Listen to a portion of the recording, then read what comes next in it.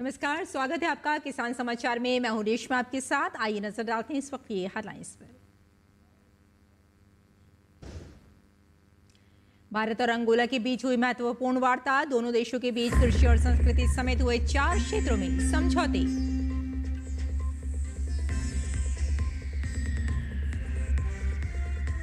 केंद्रीय कृषि मंत्री शिवराज सिंह चौहान ने आज आईसीएआर कृषि वैज्ञानिकों द्वारा विकसित की गई धान की 2 फसलों के बीज राष्ट्र को किए समर्पित। धान का बढ़ेगा 30% उत्पादन। केंद्रीय कृषि मंत्री शिवराज सिंह चौहान ने अपने संसदीय क्षेत्र के अंतर्गत गंजवा सौदा विधानसभा के ग्यारसपुर में प्रधानमंत्री आवास योजना के तहत वितरित किए स्वीकृति पत्र। कहा, किसानों को भी दिए जाएंगे पक्के मकान। देश के कई राज्यों में लगातार बदल रहा है मौसम। कई राज्यों में हो रही है भारी बारिश। मौसम विभाग ने 6 मई तक पूर्वी और मध्य भारत में गरज के साथ तेज हवा और बारिश का जताया अनुमान।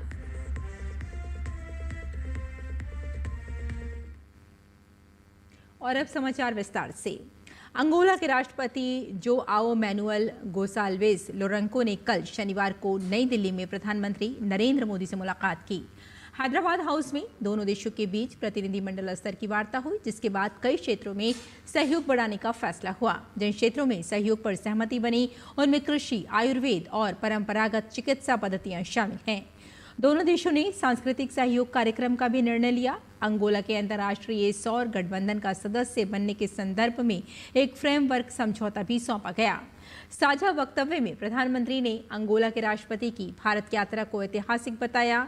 पीएम ने कहा कि दोनों देश आतंक के खिलाफ एकजुट हैं। पीएम ने पहलगाम आतंकी हमले का जिक्र करते हुए कहा कि आतंकियों और उनके मददगारों को बख्शा नहीं जाएगा। हम एक मत है कि आतंकवाद मानवता के लिए सबसे बड़ा खतरा है। पहलगाम में हुए आतंकी हमले में मारे गए लोगों के प्रति राष्ट्रपति लोरेंसो और अंगोला की संवेदनाओं के लिए मैं उनका आभार व्यक्त किया। We are committed to take firm and decisive action against terrorists and those who support them. We thank Angola for their support in our fight against cross-border terrorism. PM ने कहा कि भारत अंगोला ने विभिन्न क्षेत्रों में सहयोग के विस्तार का फैसला किया है। पीएम ने बताया कि भारत अंगोला के साथ डिजिटल सार्वजनिक अवसंरचना, अंतरिक्ष प्रौद्योगिकी और क्षमता निर्माण में अपने अनुभव साझा करेगा। स्वास्थ्य सेवा, हीरा प्रसंस्करण, उर्वरक और महत्वपूर्ण खनिजों के क्षेत्रों में भी सहयोग बढ़ाया जाएगा। हमने अपनी एनर्जी साझेदारी को व्यापक बनाने का निर्णय लिया है। मुझे यह घोषणा करते हुए खुशी है कि अंगोला की सेनाओं के आधुनिकीकरण के लिए $200 मिलियन की डिफेंस क्रेडिट लाइन को स्वीकृति दी गई है।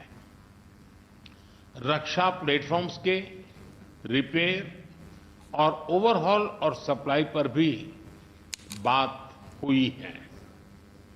अंगोला की सशस्त्र सेनाओं की ट्रेनिंग में सहयोग करने में हमें खुशी होगी। अपनी विकास साझेदारी को आगे बढ़ाते हुए हम digital public infrastructure, space technology और कैपेसिटी बिल्डिंग में अंगोला के साथ अपनी क्षमताएं साझा करेंगे। अगली खबर का रुख करते हैं। केंद्रीय कृषि मंत्री शिवराज सिंह चौहान ने अपने संसदीय क्षेत्र के अंतर्गत गंजवा सौदा विधानसभा के ग्यारसपुर में प्रधानमंत्री आवास योजना ग्रामीण PMAYG के तहत हितग्राहियों को स्वीकृति पत्र वितरित किए। इस दौरान विकास कार्यों का भूमि पूजन और लोकार्पण भी किया गया।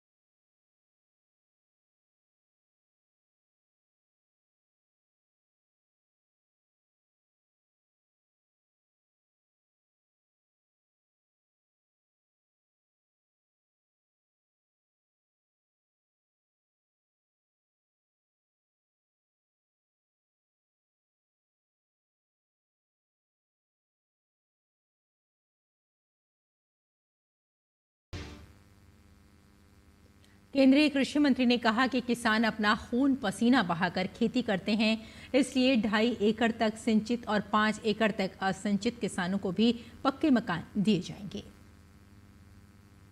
2.5 एकड़ तक सिंचित जमीन और 5 एकड़ तक असिंचित जमीन जिन किसानों के पास है उनको भी मकान दिए जाएंगे। ठीक है, बातचीत कर रहे हैं यार, बोलो ठीक है। मकान से परिपूर्ण। अभी 15 मई तक सर्वे चलेगा। वैसे तो बहुत नाम जोड़ लिए, गड़बड़ सड़बड़ तो नहीं जोड़े। एक बार जरा वेरीफाई कर लेंगे, एक बार वेरिफिकेशन करके और फिर प्रधानमंत्री आवास योजना के चौथे चरण के अंतर्गत फिर मकान देना शुरू किए जाएंगे।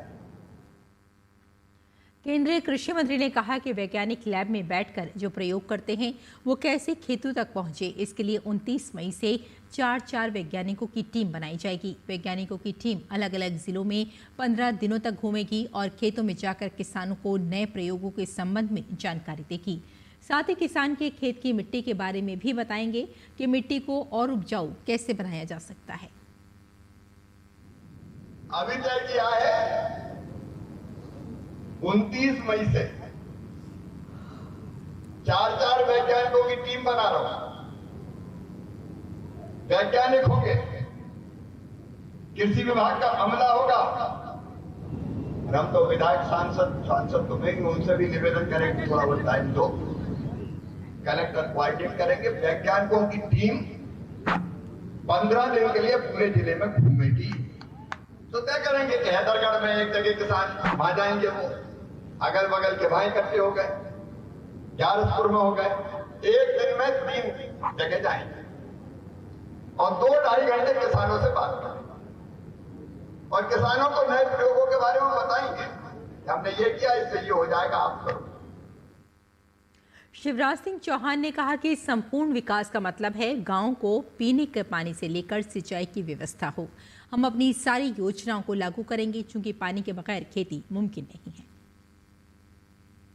गांव में न्यूनतम जो जरूरतें गांव की, अच्छा स्कूल हो, पीने का साफ पानी हो, सिंचाई की व्यवस्था, हम पूरा प्रयत्न करेंगे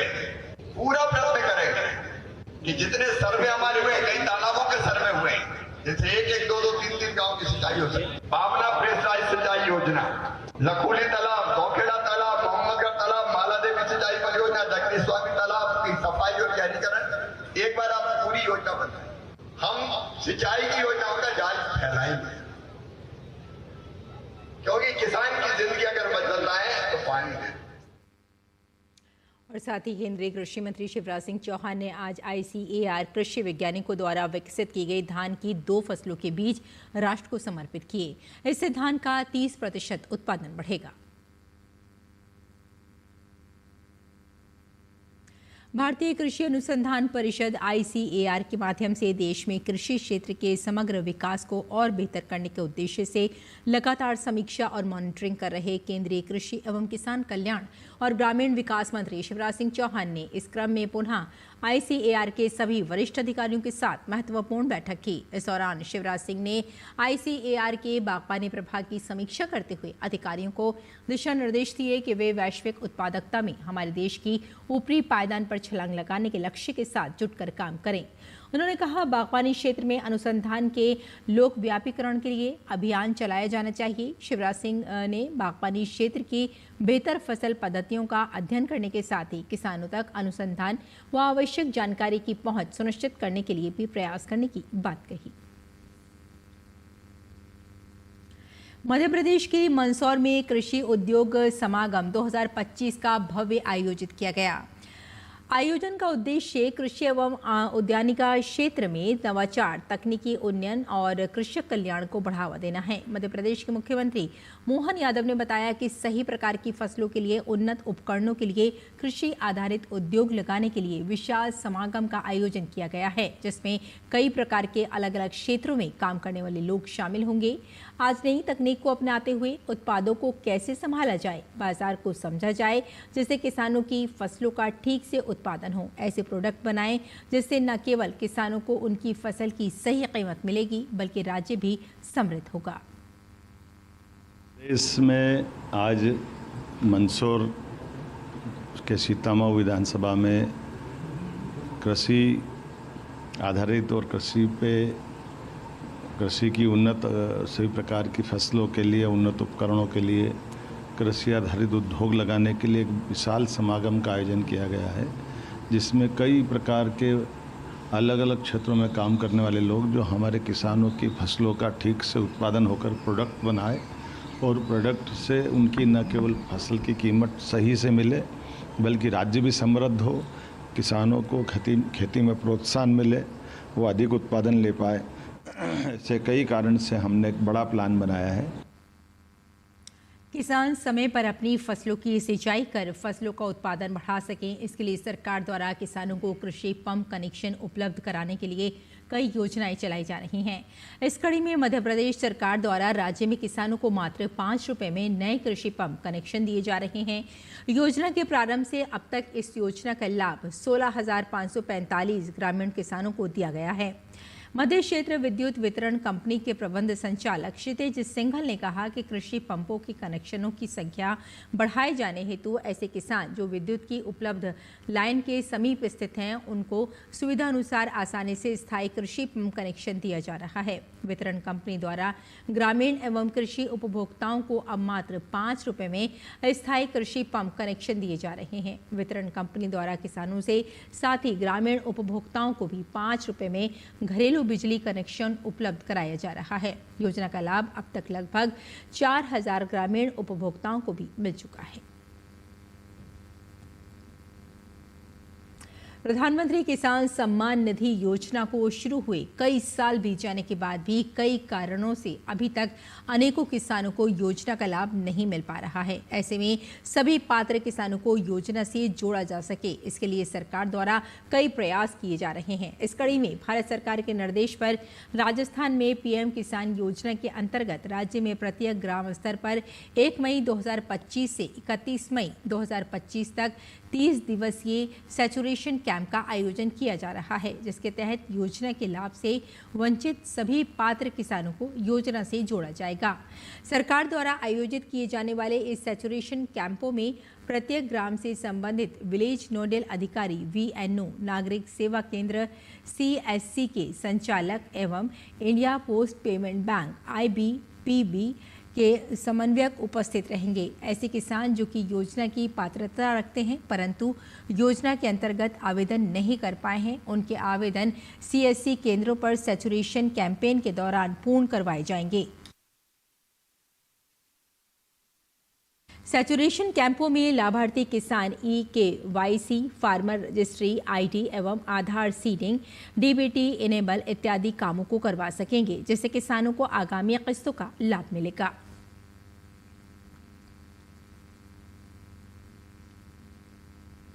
गन्ने की फसल में समय समय पर कई तरह के कीट एवं रोग लगते हैं, जिसके चलते फसल को नुकसान होता है।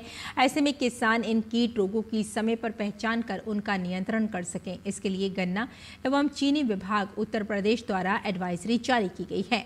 गन्ना एवं चीनी विभाग के आयुक्त प्रमोद कुमार उपाध्याय ने बताया कि प्रदेश के विभिन्न क्षेत्रों में गन्ने की फसल में कीट व रोग संबंधी सर्वेक्षण के लिए उत्तर प्रदेश गन्ना शोध परिषद एवं भारतीय अनुसंधान संस्थान लखनऊ के वैज्ञानिकों द्वारा फसल के निरीक्षण के बाद देखा गया है कि पूर्वी, मध्य और पश्चिमी उत्तर प्रदेश में पायरिला व चोटी बेधक का संक्रमण हो गया है। कहीं कहीं काल चिटका ब्लैक बग का प्रभाव भी फसल पर देखा गया है। इसके लिए किसानों को जागरूक करने हेतु परिक्षेत्रीय व जनपद स्तरीय अधिकारियों को सक्रिय रहने के निर्देश दिए गए हैं।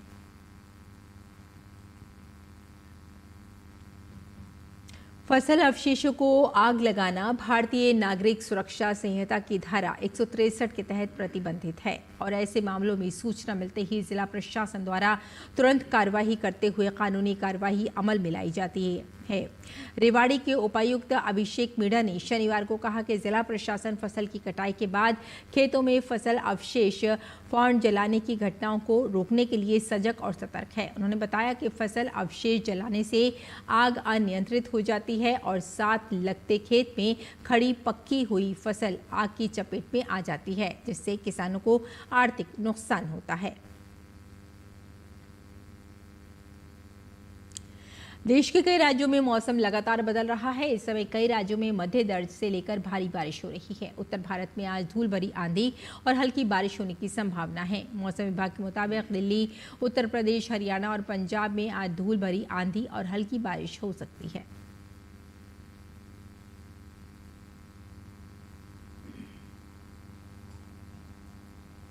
और आइए अब जानते हैं मंडी भाव के बारे में।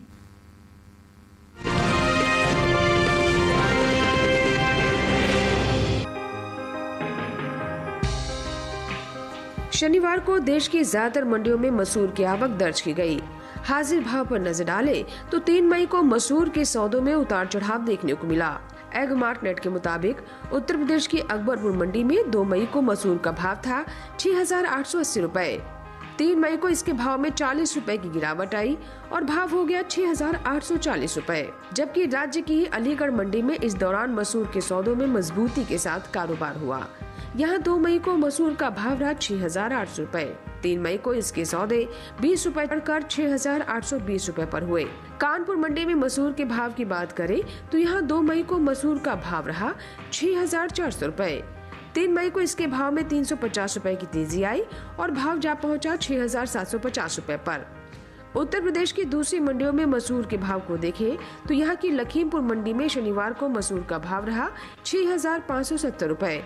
सहारनपुर मंडी में भाव रहा 6,880 रुपए, जबकि राज्य की ही सीतापुर मंडी में मसूर के सौदे 6,300 रुपए पर हुए। मसूर की पैदावार की बात करें तो इस साल रबी मसूर की पैदावार में बढ़त देखने को मिल सकती है। हाल ही में कृषि मंत्रालय की ओर से जारी दूसरे अग्रिम अनुमान के मुताबिक साल 2024-25 के दौरान देश में रबी मसूर की उपज 18,17,000 टन होने का अनुमान जताया गया है, जबकि बीते साल की समान अवधि के दौरान मसूर की उपज 17,91,000 टन रही थी। यानी इस साल रबी मसूर की पैदावार में तकरीबन 26,000 टन की बढ़त देखने को मिल सकती है। अनुमान है कि इसका असर मसूर के बाजार भाव पर पड़ सकता है। बता दें कि केंद्र सरकार ने विपणन सीजन 2024-25 के लिए रबी फसलों के न्यूनतम समर्थन मूल्य में बढ़ोतरी की है। रबी फसलों में सबसे ज्यादा बढ़ोतरी मसूर की दाल की एमएसपी में हुई है। रबी सीजन 2024-25 के लिए मसूर दाल की एमएसपी में 425 रुपए प्रति क्विंटल की बढ़ोतरी हुई है और अब इसका न्यूनतम समर्थन मूल्य 6,000 रुपए से बढ़कर 6,425 रुपए प्रति क्विंटल हो गया है।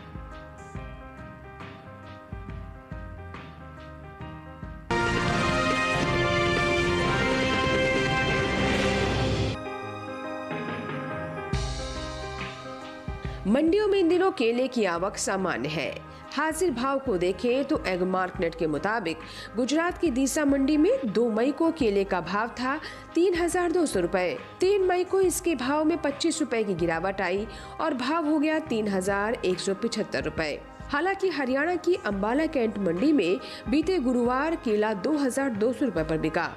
वहीं शुक्रवार को इसके भाव बिना किसी बदलाव के 2,200 रुपए पर ही बने रहे। वहीं जम्मू कश्मीर की नरवाल मंडी में 2 मई को केले का भाव रहा 3,700 रुपए। 3 मई को इसके सौदों में 100 रुपए की तेजी आई और भाव जा पहुंचा 3,800 रुपए प्रति क्विंटल पर। बता दें कि भारत दुनिया का सबसे ज्यादा केले की पैदावार करने वाला देश है। बावजूद इसके भारत बड़ी मात्रा में केले का निर्यात वैश्विक बाजार में नहीं करता। वैश्विक बाजार में भारतीय केले के निर्यात का हिस्सा केवल 1% है, जबकि विश्व स्तर पर 35.36 मिलियन मीट्रिक टन केले की पैदावार में देश की हिस्सेदारी 26.45% है। वित्त वर्ष 2022-23 में भारत ने 176 मिलियन अमेरिकी डॉलर के केलों का निर्यात किया। जो सिर्फ 0.36 मिलियन मीट्रिक टन के बराबर है। वहीं आंध्र प्रदेश देश का एक ऐसा राज्य है जहां केले की सबसे ज्यादा पैदावार देखने को मिलती है। यहाँ की मुख्य फसल केला है। इसके बाद महाराष्ट्र, कर्नाटक, तमिलनाडु और उत्तर प्रदेश का नंबर आता है, जहां केले की खेती बड़े पैमाने पर होती है। ये 5 ऐसे राज्य हैं जिन्होंने वित्त वर्ष 2022-23 में केले की कुल पैदावार में लगभग 67% का योगदान दिया है। भारत से रूस प्रमुख रूप से केले का आयात करता है। इससे पहले रूस लैटिन अमेरिका के इक्वाडोर से केले का आयात करता था। अगले 5 वर्षों में भारत से केले के निर्यात में $1 बिलियन अमेरिकी डॉलर का लक्ष्य हासिल करने की उम्मीद है, जिससे किसानों की आय में वृद्धि होगी। साथ ही केले की खेती से जुड़े किसानों की आजीविका में सुधार होगा।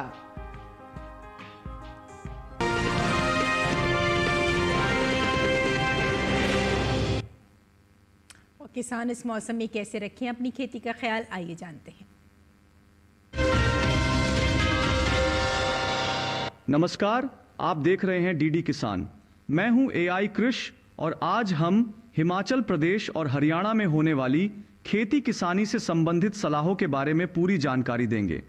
हिमाचल प्रदेश में गेहूं में कीट लगने की संभावना है। ऐसे में गेहूं में कीटों से बचाव के लिए कृषि विशेषज्ञों की सलाह से कीटनाशक का छिड़काव करें। यहां सरसों के खेत की देखभाल करते रहें। किसान मशरूम की बुवाई कर लें। साथ ही फूल गोभी के खेत से खरपतवार निकालें। इसी तरह पत्ता गोभी के खेत से भी घास फूस निकाल लें। वहीं गाजर के खेत से खरपतवार निकाल सकते हैं। हिमाचल के किसान सेब की रोपाई कर लें। यहीं नाशपाती की रोपाई करें। इसके साथ ही टमाटर की नर्सरी तैयार कर सकते हैं। इसके अलावा अनार की रोपाई के लिए समय उपयुक्त है। वहां शिमला मिर्च की बुवाई के लिए खेत तैयार कर लें। हरियाणा में टमाटर की बुवाई कर सकते हैं। किसान शिमला मिर्च की नर्सरी तैयार कर लें। यहाँ आलू में कीट लगने की आशंका है।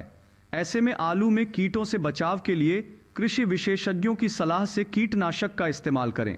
वहाँ अनार की रोपाई कर लें। इसके अलावा सेब की रोपाई कर सकते हैं। सेब के बागों में ज़रूरी उर्वरक का इस्तेमाल करें। हरियाणा में प्याज के खेत में निराई और गुड़ाई कर लें। किसान लहसुन के खेत में निराई और गुड़ाई करते रहें। साथ ही मटर के खेत में गुड़ाई करें। यहाँ के किसान आम के बागों में ज़रूरी उर्वरक का प्रयोग कर सकते हैं। अभी मशरूम की बुवाई कर लें। इसी तरह कृषि और किसानों से जुड़ी हर महत्वपूर्ण जानकारी के लिए हमारे साथ जुड़े रहिए और देखते रहिए डीडी किसान। धन्यवाद। और खेती किसानी के साथ साथ आइए नजर डाल लेते हैं कुछ और महत्वपूर्ण खबरों पर। खास खबर में श्री बद्रीनाथ धाम के कपाट आज सुबह 6 बजे खुल गए। जय बाबा बद्रीनाथ के जयकारे के साथ भक्तों ने भगवान बद्रीनाथ के दर्शन किए। केंद्रीय मंत्री शिवराज सिंह चौहान दिल्ली में आयोजित एक राष्ट्र एक चुनाव क्रॉस कंट्री रेस में शामिल हुए। इसे लेकर उन्होंने कहा कि बड़ी संख्या में नोएडा दौड़ रहा है। पाकिस्तान से जारी तनाव के बीच नौसेना प्रमुख एडमिरल दिनेश के त्रिपाठी ने कल रात प्रधानमंत्री नरेंद्र मोदी से मुलाकात की।